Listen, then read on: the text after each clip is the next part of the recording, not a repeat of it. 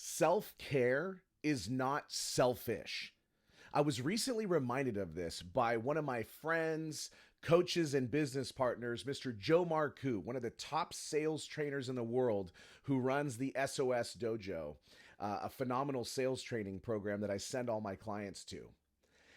He was reminding me of this because I was starting to feel run down. I was working a bunch and got myself way out of balance and really, quite frankly, stopped taking care of myself.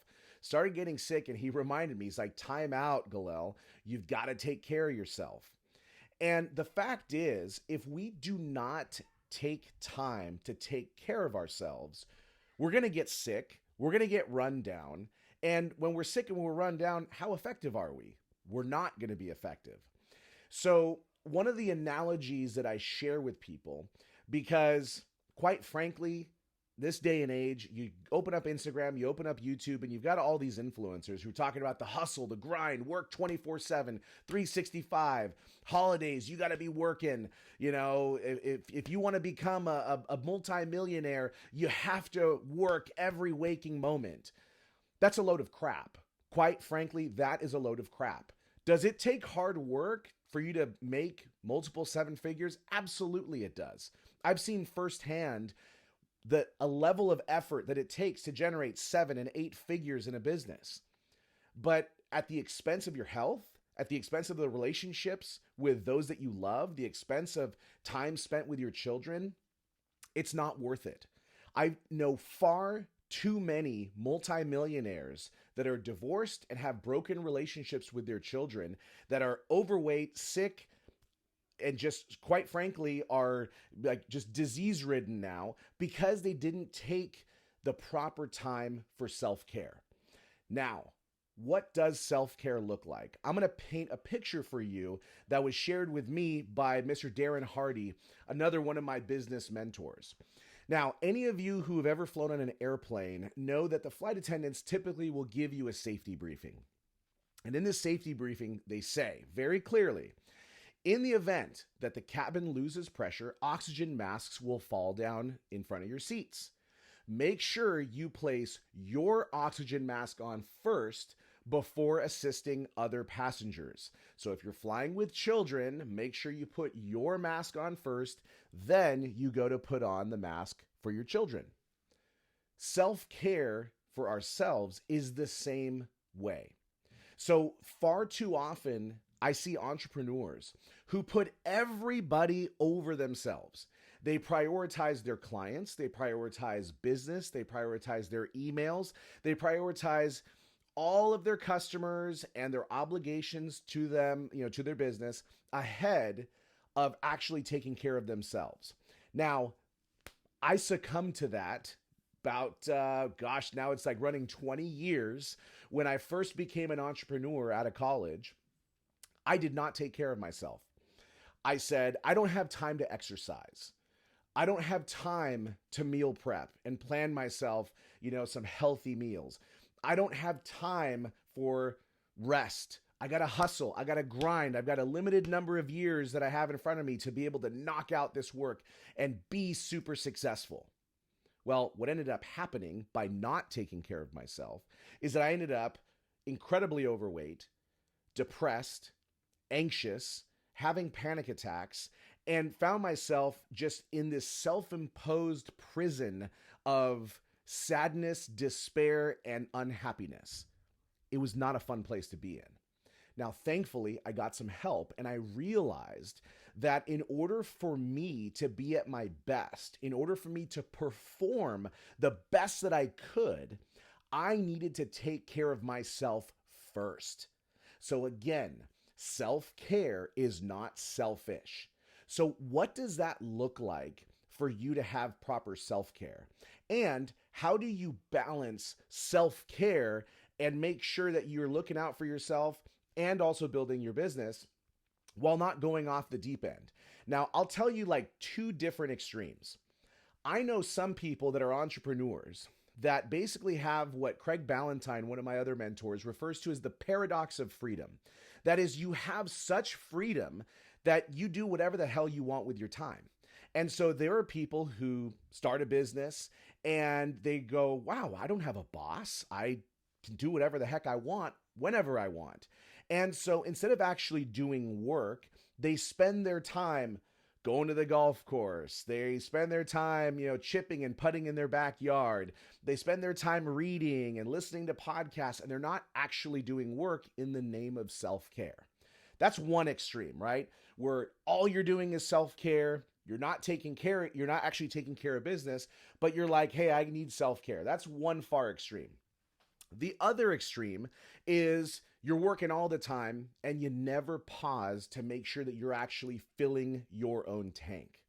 And so with these two extremes, I'm telling you, the way to be as your coach, somewhere in the middle, right? You want to make sure that you're waking up with a purpose and you're waking up with the intention of getting stuff done, your most important stuff done right away. But then also you have to take breaks, because if you don't take breaks, you will not continue to perform at a high level. It's not an opinion. This is based on science. Science shows that in order to be a high performer, that rest and recovery is part of the cycle of high performance, right? So you have your training period, then you have your high performance period. And after that high performance period, you must biologically, physically, mentally, emotionally take a break, rest, recover, so that you can begin the cycle again of training and then performing at a high level. I want you to look at yourself like a corporate athlete. Pretend that you are Kobe Bryant, God rest his soul, or Michael Jordan, or Mike Trout, whoever. Choose the analogy you want for whatever. Taylor Swift even, right? That you are a high performer. Now, what do these high performers, what have they all had in common? They work on themselves very hard, right? They work hard, they put in the work, they put in the extra reps, but they take time to rest. When you rest, you're able to give your brain and body a time to actually recover. So I want you to make sure you're incorporating this every single day, right? I want you to make sure that you are taking adequate breaks, whether it's in between sales calls, whether it's in between work sprints, that you are taking time for your brain to rest so that you can then get ready for your next call. So what I suggest when you're setting this up, as far as action steps go, look at your calendar. Do you have white space in your calendar? In other words, does your schedule go from meeting to meeting to meeting to meeting to meeting from 7 a.m. all the way until 4 p.m.?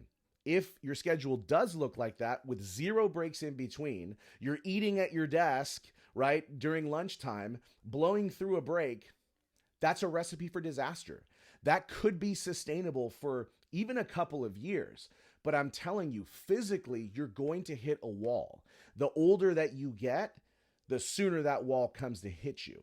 So instead, what I want you to do is make sure that you have adequate breaks in between appointments just to give yourself some time to breathe. That can be as simple as just having a timer on your desk, right? Set it for work sprints. Using the Pomodoro technique, right? You go 25-minute work sprint, 5-minute break, then go back to another 25-minute work sprint. Maybe you want to work in longer stretches. So maybe it's 45 minutes of work and 10 minutes of rest, or a 1-hour call, a 15-minute break, and then you go on to another call. If you continue this breakneck pace of always working and never stopping to take care of yourself, you're going to burn out, and we don't want that. So you got to make sure you're taking care of yourself as you're working hard. And as that corporate athlete that I just described, if you're going to be the Taylor Swift, the Kobe Bryant, Michael Jordan, whoever of your industry, you have to make sure that you are taking care of yourself in all aspects of your life. So that is, are you taking care of your body? Are you making time every single day to exercise your body? It can be as simple as stepping out of the office and going to walk around the block a few times. That is rest. That helps you recover. Are you meal prepping? Are you having nutritionally dense meals, right? High in protein, or that fits your macros that you're trying to achieve each day? Are you doing that every single day? Are you fueled properly? Or are you relying far too much on quick fast food meals like I used to do, where you're having to be stuck overly relying on caffeine because you're falling asleep at your desk? That's no good. Are you getting proper sleep? Right? Making sure you're getting proper sleep is great. I love my Aura ring. My Aura kind of keeps me accountable, letting me know, hey, buddy, you're not sleeping enough. Hey, you're going to bed too late. Having those consistent bedtime and wake times every single day are going to help you be able to perform at your best. And then taking time to emotionally connect with people in your life. So for me, that's connecting with close friends, it's connecting with my wife, Emily, making sure I have time every single day for us to be able just to talk and connect on that emotional level. And then lastly is like, are you having fun? Are you doing things that you find fulfilling? Do you have a hobby that you enjoy? One of my outstanding clients, Bob, he loves reptiles, and he is probably one of the most foremost amateur experts in North America, if not the world, when it comes to reptiles. And so now when I see him, he's busting his butt doing sales calls, busting his butt building his business. But then he takes breaks, and sometimes he'll leave the office and he'll schedule for him to go out and chase down snakes so he can go and take pictures of them and observe their habitats and help with his conservation causes that mean a lot to him. So now he's incorporating his hobby with his business. For me, it's umpiring baseball. I love officiating baseball. So during the spring, that's what I'm out doing.